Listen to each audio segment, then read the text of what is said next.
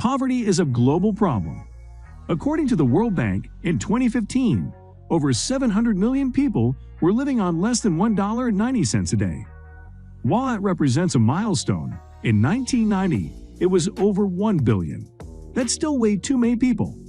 That number also includes extreme poverty that is defined by the UN as a condition characterized by severe deprivation of basic human needs, including food, safe drinking water, sanitation facilities, health, shelter, education, and information. It depends not only on income, but also on access to services.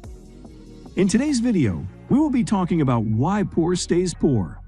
Without further ado, let's begin. You're ignoring big debts. When you're broke, stacks of bills and overdue notices are a huge source of anxiety and dread.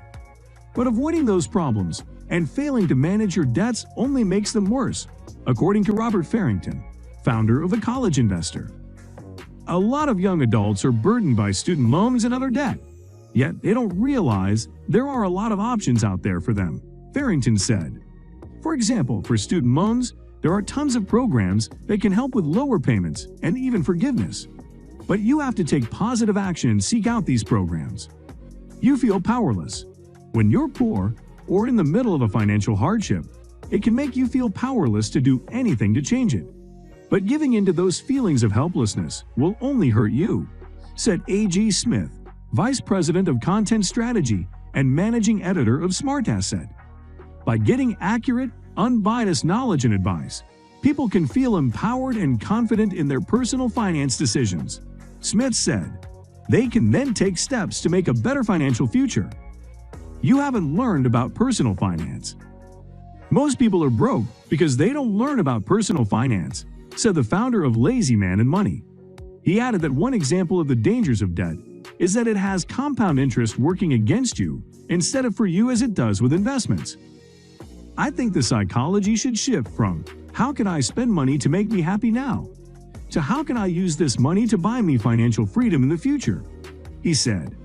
If you are able to make that shift, you should be able to overcome most reasonable hardships. You don't pay yourself first. The number one reason people end up poor is because they don't pay themselves first, said personal finance expert Barbara Friedberg. Paying yourself first means putting a portion of each paycheck into a savings account before divvying the rest out to cover expenses. The number two cause is paying with credit, Friedberg said. You put today's happiness before future financial needs.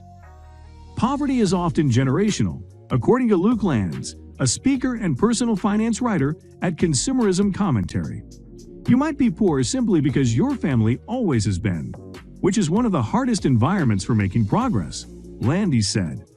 People who should be in good financial shape may not be, often because the decisions they make aren't aligned with their future financial needs, Landy said.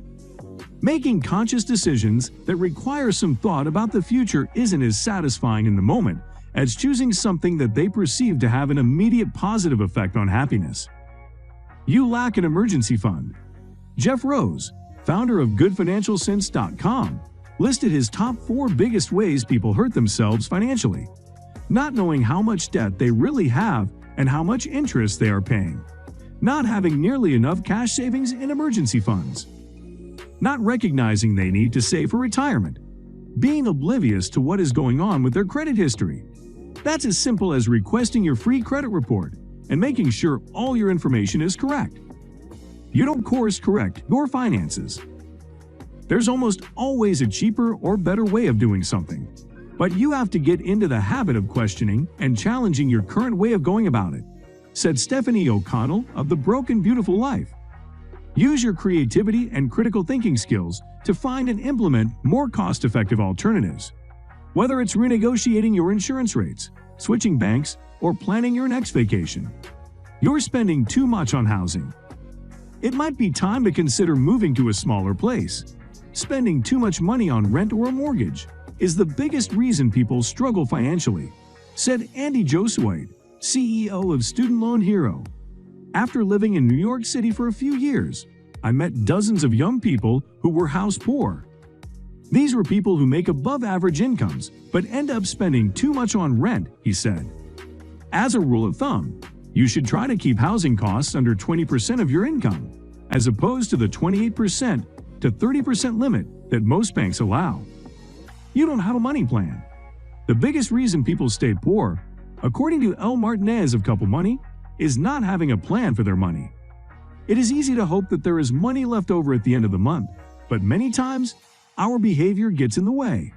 To curb behavior and work against bad spending habits, she suggests automating bills, saving and investing as soon as paychecks come in. It'll cushion the blow when emergencies pop up, and you'll have something for retirement, she said. You don't know where your money is going. The biggest reason people stay poor, according to El Martinez of Couple Money, is not having a plan for their money. It is easy to hope that there is money left over at the end of the month, but many times, our behavior gets in the way.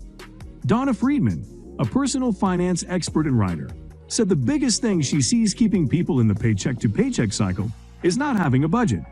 If you don't know where your money is currently going, you can't turn it in the direction you prefer it would do the most good, Friedman said, whether that's saving up an emergency fund, staying current on rent or mortgage payments, working toward retirement savings, or even paying for a vacation in cash.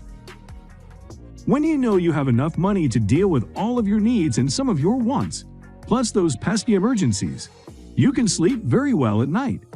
You don't separate wants from needs. People, generally speaking, have a hard time differentiating wants and needs, said Grayson Bell, personal finance blogger at Debt Roundup. They use the word need for almost everything they purchase, causing them to actually believe they have to spend the money. You might need a car for transport, but you want the luxury model, he said. This mentality keeps us down financially. You're investing in stuff instead of yourself. Julie Rains, personal finance writer and founder of Investing to Thrive, also said that economic disadvantages play a big part in why some people are poor. But that's not the only thing holding people back. Others might find themselves in crisis because they have repeatedly underinvested in areas with long-term benefits, such as professional career and education, savings, investments, and overinvested and overextended themselves in other areas, such as luxury products and upscale housing. So guys, let me know your thoughts down in the comment section below. For more interesting content, give this video a thumbs up, and don't forget to subscribe to the channel for more awesome content. Have a nice day, and I will see you in the next video.